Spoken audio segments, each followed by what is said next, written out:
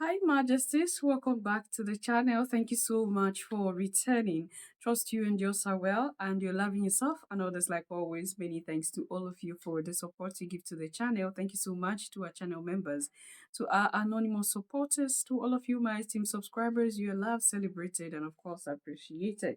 Today, I would like us to have some little deliberations about just a short information that Dr. Umar brought out about Barack Obama, about why he was allowed to be president of America. He gave two reasons, according to him. We will listen to him soon. He brought up two reasons. One, that he was given this opportunity to, clear way for homosexuality agenda. You remember, America is a custodian of this whole gay rights and what have you. Remember when they sanctioned African countries because of gay rights? They sanctioned African countries because of LGBTQ and what have you. Oh, this country is against LGBTQ. Oh, they are doing this to the people who practice LGBTQ, those who don't even know whether they are man or woman. Okay, they don't know the agenda.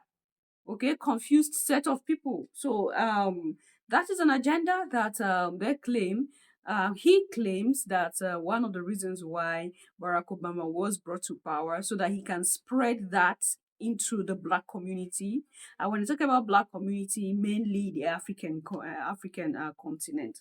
And the second thing that he became president because of the African resources agenda or African resource agenda.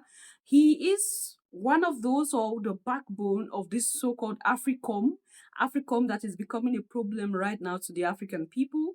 Remember Michael Langley that we talked about in previous video, the one who accused Ibrahim Traore of taking out gold that belonged to Burkina Faso for his own selfish interest. The one that America want to use to take out Ibrahim Traore. Okay. This so-called AFRICOM, Michael Langley, is the general in charge of AFRICOM right now. All these American military bases in different countries in the continent of Africa that claim that they are in Africa to protect Africans. I think we'll be having this discussion here of American military bases in Africa. The countries that had allowed America to have military bases in their region, what happens? What are the criterias for you to have an American military base? What are the criterias?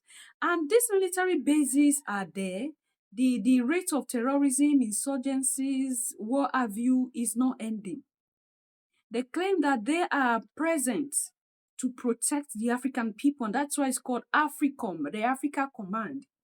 Okay? But with the presence of this American military, crime rate is not reducing at all. In short, it is increasing. So we don't even know what they are doing in the continent of Africa. Is obvious. It's obvious, Your Majesties, that we all know. We all know. It's just that sometimes there are things you don't say. Okay, it was up here we discussed of how most of these terrorists in the desert, in the bushes, are provided ammunitions and some necessary what have you by the American government. Anyway, it's not written American on the plane, but those that came down look American. The white men that came down look American. Of course, they are Europeans and Americans. They come take out things, take out resources. They use different means. They use even camels in underground tunnels, okay, to dig out resources and transport it with camels, and then the helicopter picks it up. That video, we all saw it. If you have been on this channel long enough, we saw it, Your Majesties. So let's listen to Dr. Umar, and then we take it up from there. Barack Obama was made president for two reasons: make the black community safe for homosexuality, and go into black Africa and make the resources safe for American corporate exploitation. That was it. He had a gay agenda and he had an African resource agenda, and that was it. That was it. Barack Obama built AFRICOM in Africa, African Command, U.S. military bases strategically placed throughout Africa where the resources are. And now we have a president in Ibrahim Traore of Burkina Faso, along with President Chiani and President Goita of Niger and Mali, respectively. They have built the Sahel Alliance, trying to make Africa free for African people. And now this House Negro, General Michael Langley, who's now the commander of AFRICOM, he's putting out misinformation about Ibrahim Traoré, the #1 Pan-Africanist in the world. I'm #2, but he's #1. And they're putting out misinformation about Ibrahim Traoré, saying that he's using the gold of Burkina Faso, not for the benefit of his people, but for his own personal gain. Nothing could be further from the truth. Their brother wears the same kind of clothes every day, eats the same kind of food. He did not accept an increase on his pay when he became president of the country. Extremely humble, just like Thomas Sankara. I believe he might be the reincarnation of the great Pan-Africanist Thomas Sankara, who actually changed the name of that country to Burkina Faso, who was murdered by his own best friend over power. And so what I'm seeing from Ibrahim Traoré and General Goita and General Chiani is exactly where Africa needs to go. Ibrahim Traoré and those other two brothers, all three of them, the Trinity, they are the most important black men in the world right now, because what they're doing is creating a reality that could potentially reshape how the world operates on behalf of black people in years to come. But they got a lot of enemies. And they even have house Negroes in Africa working against them. So we got to keep them brothers, in their prayer. But that AFRICOM that they're going to try to use to overthrow our brothers in the Sahel, that was put there by Barack Obama. He made AFRICOM more popular than it had ever been before. All right, Majesties, this is a serious allegation, and because I'm saying it's serious, because when you look into AFRICOM, you know that there is a lot more going in those buildings, those so-called military bases that are there to protect the African people. Maybe at the end of this video, I'm going to still place that video of Sir Kwesi Pratt Jr.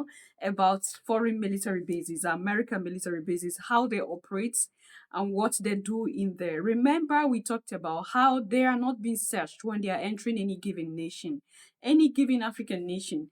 They are not searched. You don't search them when they are going out of the continent. You don't search them when they are coming into the continent. You don't know what they are bringing in. You don't know what they are taking out. Like, they are so free. The president of the nation where this military base is situated do not even have a say. Like, these military bases are superior to the president of any nation that these bases are in, and they operate on their own. You don't have any information about them. Come on. And this organization is in your country. You don't know what they are doing inside those buildings. You don't know what they are bringing inside those buildings. And a lot keep happening in Africa. We keep asking ourselves, where are these things coming from? Terrorists are having ammunition that are sophisticated, even more than the ammunitions that our own military or paramilitary men have in the continent of Africa. And we keep asking, where are these Fulani herdsmen getting their ammunitions from? Where are these bandits getting their ammunitions from? So sophisticated, so recent. But we have these bases. And there was something Dr. Omar said. He said, these bases are placed where resources are. So Barack Obama looked into Africa. He studied Africa so well that he strategically placed these bases where there are resources in the underground. So these bases are placed there. You don't enter, you don't come out. They are the only ones that go in and come out. What are they doing within those bases? This calls for alarm. And that is why the three Sahel leaders were so right. Of course, they were military. They are military. I'm not saying they were. They are military men. They know what is happening. They have idea of what is happening within those buildings. That is why the moment they took over, they kick out all these military bases in their region. They said, no, we don't want these bases anymore, because these bases are present, and then you say you are protecting Africans. You are protecting Africans. You are trying to save Africans from terrorists. But you have been there all these years. Terrorism has not stopped. It is increasing. So what are we saying? Your Majesties, what are we saying? Now, this is exactly what we talk about in the Black community. I keep saying it here that if we do not love ourselves, protect our interests, nobody will. It is unfortunate that it's only the Black man that can be deceived into destroying his or her own people.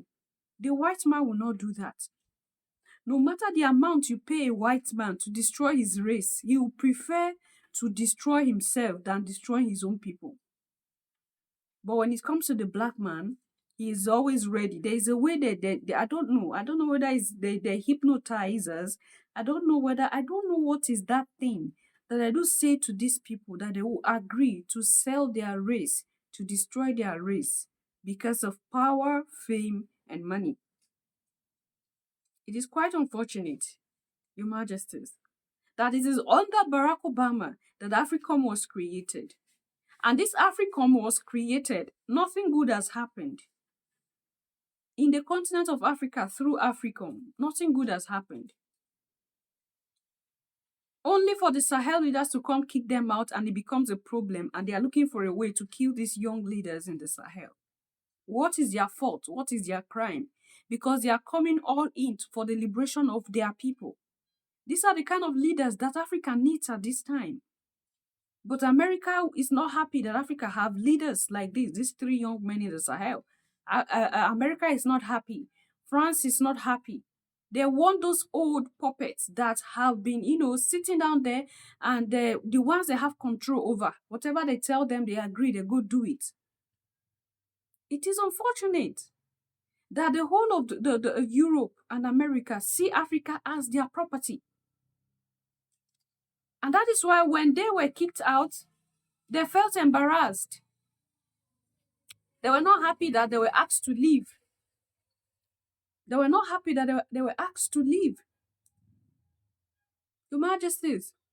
So this is the kind of situations that we see by day. And like I told you, it's unfortunate. It's unfortunate. Does it not surprise you that there was a time, I think about 2 years ago, I think even last year, even as of last year, the American government was seriously dealing with African countries, sanctioning them because of LGBTQ rights. Oh, you need to give these people right. Allow LGBTQ. We say we are Africans. This is not our culture. This is not our culture. It's not our practices. We don't acknowledge this. You want to practice your LGBTQ, practice it in your America, practice it in your Europe. We are not interested in this. But the sanctioned African countries, the whole of America, sanctioned African countries. Why? Because of LGBTQ. Now we see that it is we ourselves as Black people that are involved in the destruction of our own people. Black people are the ones that destroy their own people. It's unfortunate, it is the truth. It is the truth. Anyway, leave your thoughts and opinion there at the section. I'm going to see you in my next one. Until then, love yourself, love others, stay safe, stay positive. Always Your Majesties. Bye for now. About foreign military bases on our continent. And I feel sad that Ghana is hosting one of these foreign military bases.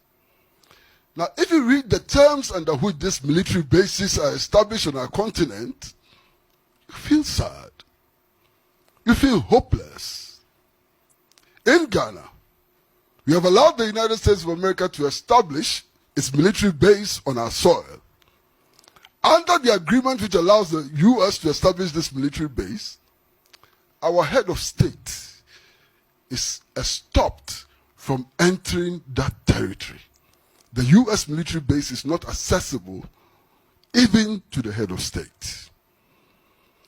As if that was not enough, in the agreement, we have committed to an arrangement under which if U.S. soldiers come to Ghana and kill Ghanaians, Ghanaians cannot go to court to ask for redress.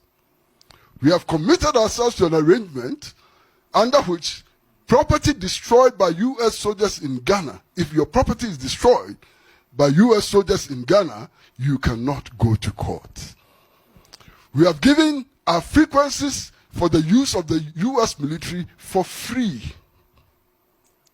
Our frequencies are given to the U.S. forces for free. When Ghanaians have to pay millions in order to get frequencies to establish radio stations and television stations and so on, the U.S. can take it for free. Excuse me.